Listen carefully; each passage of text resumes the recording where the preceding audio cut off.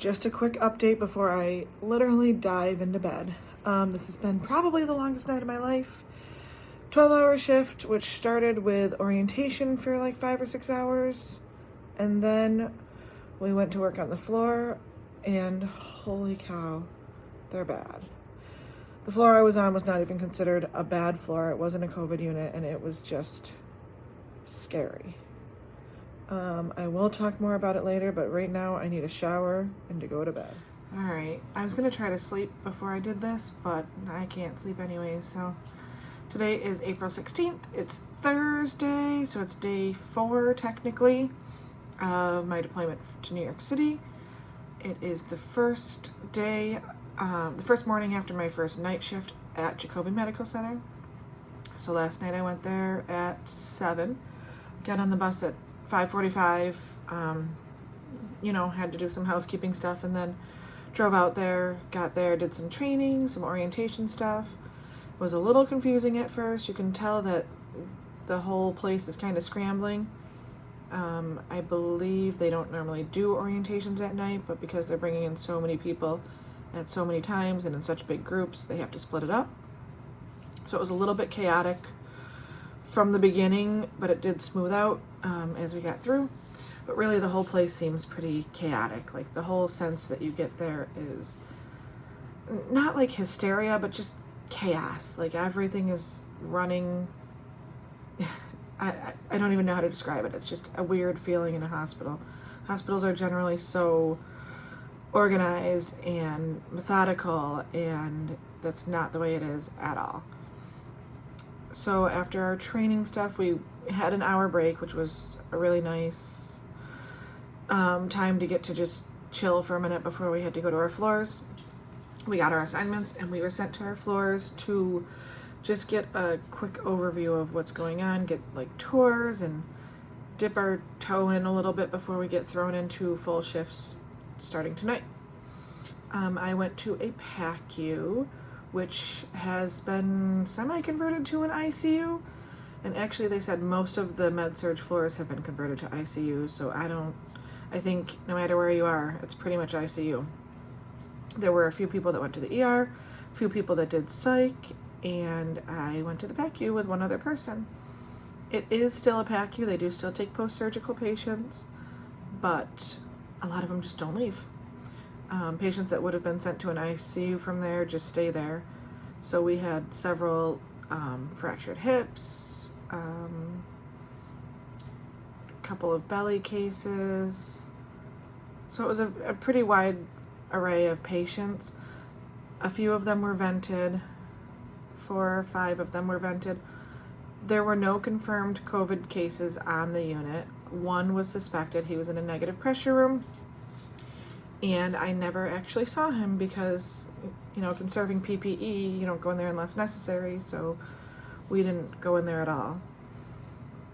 There were quite a few really sick patients that the nurses were working very hard, just keep stable and try to find some help for them throughout the shift. So my buddy and I that I went with kind of just helped out on the floor wherever we could. We both are a little bit removed from any ICU experience, but so it took a few minutes to kind of get the feel of things, and there's very, very little orientation, very little touring, and actually the person that was showing us around was also a traveler, and he had been there for less than 2 weeks, and he was one of the senior staff on. Another girl had been there for, I want to say 7 days, and then there were 2 staff nurses. There was absolutely no other staff that I saw besides doctors. I didn't see any respiratory therapists. I didn't see any aides or techs, or I saw a housekeeper once.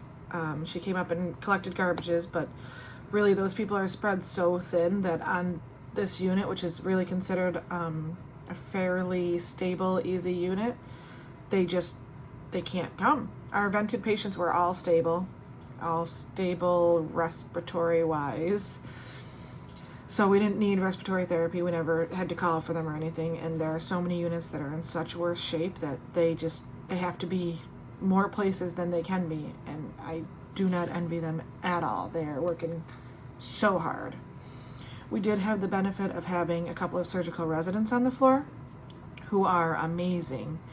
The way that everyone worked together, and the doctors were right in there doing patient care, drawing labs, placing lines, doing whatever needed to be done.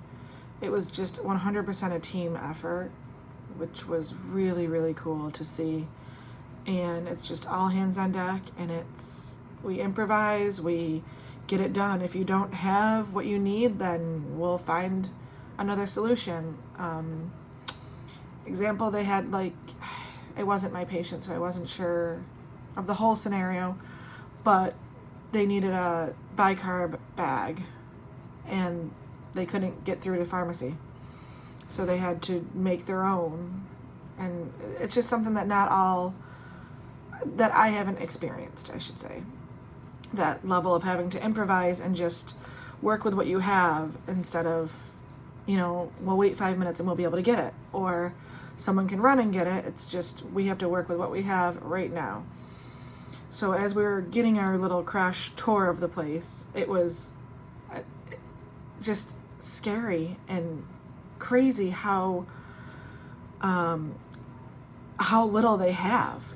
This is our stock room. This is where we keep the 10cc syringes and all of the lab tubes, but we might not have them. So if we don't have them, just when you call the lab, ask them what we can use as alternate. Or if we don't have the med that you're looking for, call the doctor. They will give you instructions. And it's just moving so fast that no one can keep up. So charting, as far as any charting standards, there basically are none. And fortunately for our licenses, that's been deemed acceptable. But unfortunately for the patients, well, I shouldn't even say unfortunately for the patients, because the priority is the patients.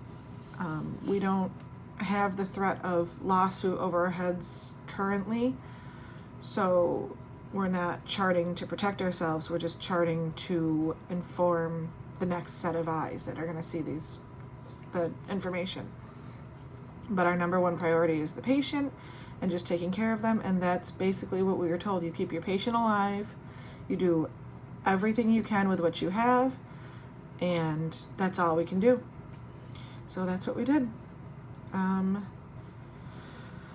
And there were units that were much worse off than me. Riding back on the bus and hearing some of the stories about patients passing away during the night, patients being prone and paralyzed, not having enough sedation to keep them asleep, so they're fighting the vent. They're maxed out on medications. They can't get certain meds that they would normally use for sedation. It's just scary to think about. And at the same time, these patients don't have family members there to even comfort them and soothe them, and the nurses don't have time to be at the bedside and giving the compassionate care that we're used to giving. So it's really just a tough situation to be in. But I am going to bed. I have not slept in over 24 hours. If I do, no, I'm just going to post this video now.